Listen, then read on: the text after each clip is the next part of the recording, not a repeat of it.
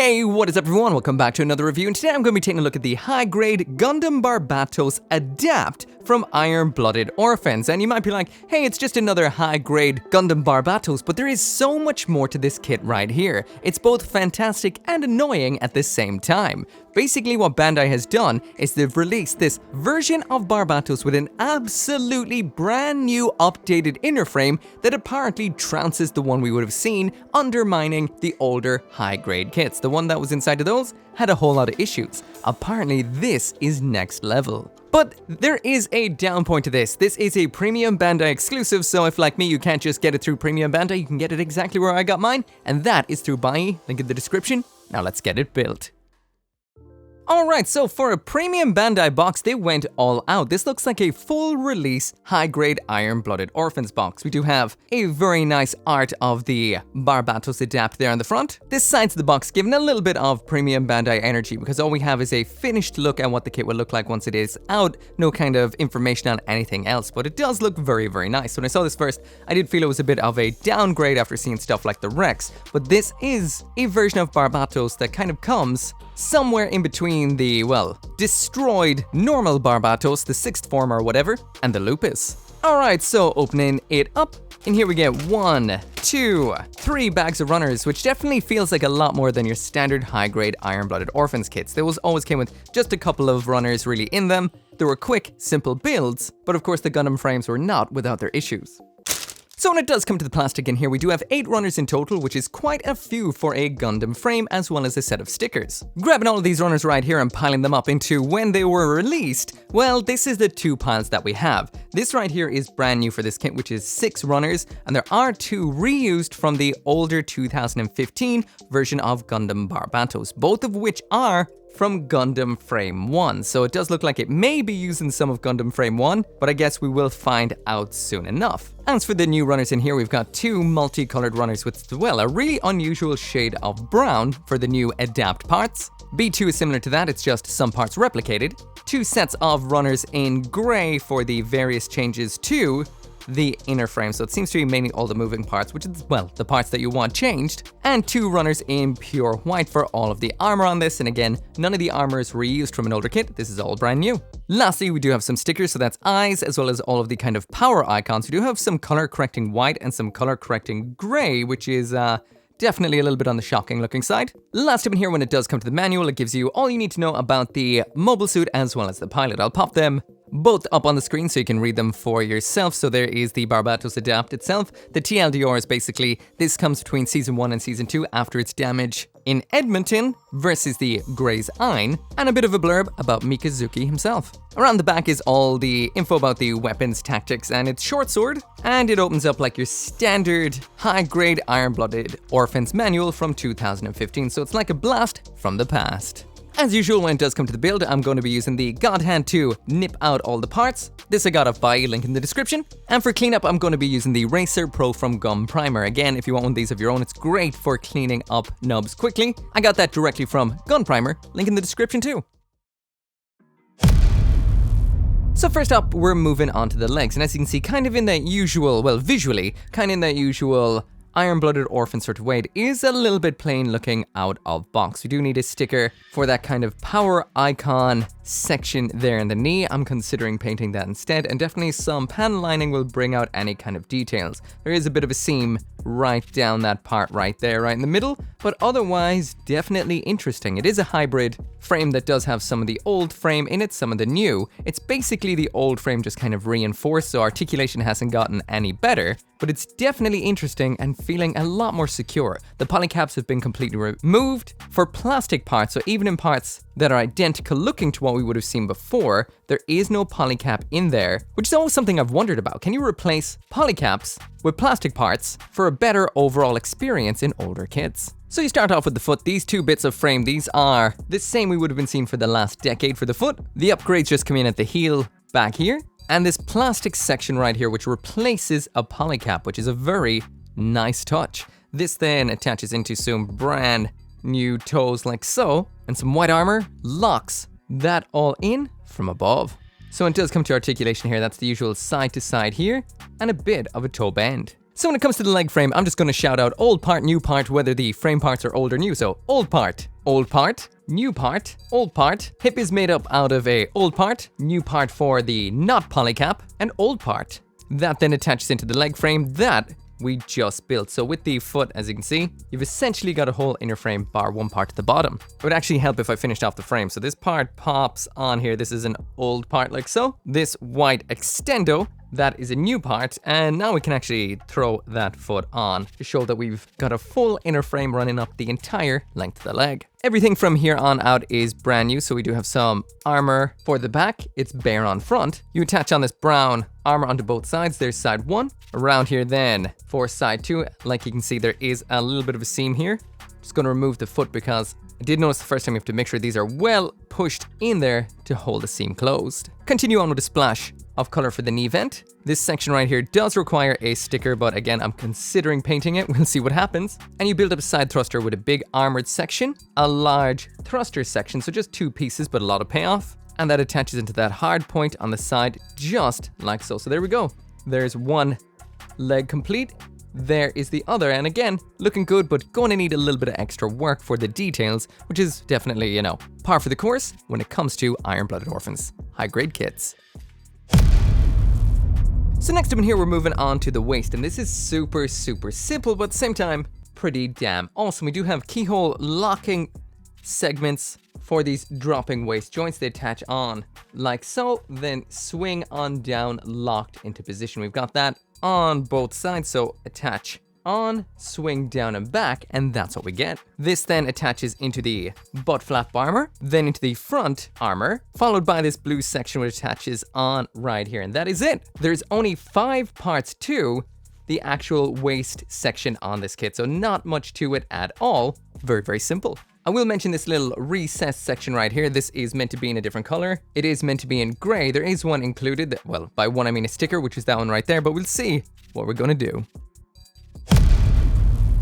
Next up, we've got the body, and this is a huge departure from the standard high-grade Gundam Barbatos kit. This is where it's been completely changed, so absolutely everything here is brand new, nothing used from before. Older Barbatos kits, or Gundam frame high-grades in general, always had a critical issue when it came to the way they're designed. They loosened up over time and needed to be glued while being built. Yeah, but this right here is a completely different beast. So first up, you build up some hugely different shoulder joints. Both of these then mount into this little section like that and like that. Flip both of these down. Grab the section with the Ahab wave reactors, throw the neck armor into that. The part we built with the shoulder joints attaches into that. Remember that old Barbatos waist joint? Well, this has been completely replaced. You've got this section right here. You throw 2 piston sections on via ball joints into this. Now these are not golded or coppered up like you'd like to see in a Barbatos like the Master Grade or something like that, so you might want to get a little bit of paint on these at this point if you like them in grey.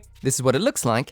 This bit attaches on in to give it its girth, and then you grab that section we had before, throw the ball joint up into it like that, align the pistons into these sections, then attach the back on it. So like I said, a huge departure from the torso we would have seen in older high-grade Iron-Blooded Orphans kits. From here now, it's just the detail, so we're popping this section on here. Now I'd love to know just how compatible this right here is with other high grade kits, and that's why I, well, grabbed a second one of these over here, so hopefully we'll be able to test it out. But anyway, layering this up like so. The front piece of armor looks like this. Again, you will need a sticker or paint for in there. I'm leaning towards paint at this point. Yellow into the chest, looks like that coming through. Blue detail for the cockpit, like that right there. And then this attaches onto the torso that we just built, and this is vastly superior to Iron-Blooded Orphans bodies that we've seen in the past. Lastly then, gone is that horrible polycap neck. We've got 2 sections. It is a C-clip.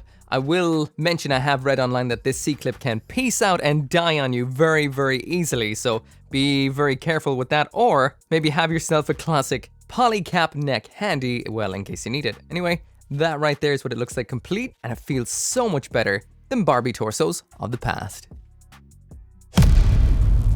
Next up in here, we've got the arm, and again, just in the usual kind of high-grade Gundam Barbatos sort of way, there is a low parts count here, but I will mention it does break the mold in a lot of ways. We do have the usual style older kind of shoulder armor, but it's done with some new parts. The bicep section here is not fully color accurate. The side parts are meant to be in white. There is stickers included for doing that. And these stickers right here, these rectangular ones, are meant to actually change the color on this little section here to be gray as well. So again, not fully color accurate. The bend at the elbow is pretty much the old just past 90-degree thing, and the hand is your normal hand. So again, some changes, not a big overhaul, more like a 1.5 as opposed to a 2.0. Just like before, we've got an inner section. This attaches nice and securely into the white armor section. The shoulder joint is that standard kind of two-piece joint, just like so. These can tend to kind of loosen and pop when moved up and down a lot, but we'll see how this one does perform, because the back section with the C-clip is a new part. This is the old 2015 frame down here. This connection part as well is brand new, but the rest of the frame of the arm is classic 2015 Gundam frame. So that means this section, this part that pops into it, that simple elbow, which is just a 1-point attachment, this is all 2015 Gundam frame. The armor is new. This section attaches on like that, attaches onto the frame we just built, closes up just 2 parts, bicep in that interesting light coffee brown, and then it's just hand armor, followed by the shoulder. Now, maybe a little bit difficult to see here, but I will mention there is a lot of seam lines because of all these one-part sections. So the shoulder here has a bit of a seam line running down both sides. The same goes with this. It's got a seam line, or not seam line, sorry, mold line running right through the middle of it there. So that's a mold line up there you're looking for, not a seam line. And there is definitely a seam right up the back. So some old school tech right here. But yeah, there we go. Both arms complete. So next up, we're going to be building the head, and this right here is what it looks like complete. So it is asymmetrical, which is pretty cool. You have one big horn, one small horn, but the rest of it is pretty much the same. We do have some of the old head in here, which is that gray section at the back, but everything else is brand new for this kit. We do have sticker eyes, so no fancy color separated eyes inside of this kit. As for the build, you just have to attach the red beard section on first, followed by the white muzzle. Then it's time to lash on both eye stickers. This then attaches into the yellow neck section, which has the side of face vents. You build up the back of the head. This is the only thing reused from the older 2015 version. Attach up your brand new face up into it. You build up the cheeks, which are nice. This is 2 tiny parts, that is brown and white per cheek. They attach onto the face, and then you slide on a bit of white from the back and the big old V-fin onto the front. So yeah, there's a lot of tiny little parts in this, especially the beard, the face section, as well as the parts that make up the sides of the head. So last up in here then is the thrusters. You just grab one side, throw in this piece, throw in the other half, yellow segment up top, blue segment over that, and then you finish this all off by attaching this central segment with ball joints just like that, the other one onto this side like so, and then we've got these little sections which attach on for mounting the pair of weapons on. And speaking of the pair of weapons we do have inside this box, and I will mention stickers are meant to go on here for the kind of gray section of the rig. But yeah, the weapons in here just come on the runners, just big sword, small sword, cut them out. Also, when things are all said and done, there is quite a bit left over on the runners. First off, on the original frame, we do have the Barbatos' mace, which is pretty cool, as well as the Barbatos' longsword. So you do have some additional weapons, including some of the build for the various parts of one of the other forms. Besides that, the other one just has the leftover parts we did not use on this particular build, so there's not really much to use with those. But one interesting aspect is left over on one of the brand new Gundam Frame 5 runners, and that is all of the polycaps that would have been on the Gundam frame. So these ones are for the side skirts, these ones are for various other aspects. I think like down in the ankle if I'm not mistaken, and these ones which look like they may be the shoulder ball joints, all of those cast in plastic. Now I'm not sure if this means you can just grab them and upgrade some of your other kits that you have, or are Bandai planning to use the Gundam Frame 5 to rejigger some other Gundam frames? It'll be interesting to see. Lastly now is the final assembly, and everything attaches together very nicely. It's all plastic on plastic joints. This is a much more rock solid version of Barbatos than we would have seen before. There's still some limitations at some of the joints, of course, like the knees and the elbows, but overall this is a much more premium feeling kit. Again, when it comes to the detail on it, just out of box like this, it does look a little plain. Plenty to panel line up here though, so I'm going to get that done. But yeah, feels good, poses up nicely, has some moving pistons inside of the waist, and some great movement up at the shoulders. What can I say? I am impressed. Not crazy impressed, by the way. Just regular impressed. So anyway, that right there is it for the build video, and that right there is what the high-grade Gundam Barbatos Adapt looks like out of box straight built. And overall quite good, with some very positive points and a couple of not so great points, and kind of going through them quite quickly. This right here is a very nice high-grade Barbatos. This is more akin to a 1.5 than a 2.0. If you don't know what that means, a 2.0 would be a full overhaul, complete redesign, nothing used from before. This, however, is still reusing some elements of the inner frame, as well as some of the designs of the polycaps, but they've been changed to plastic. Overall, it's a much better experience. There is a couple of issues I will leave till the review, but overall, very, very positive. Some great joints, especially the shoulders, the waist, and the hips.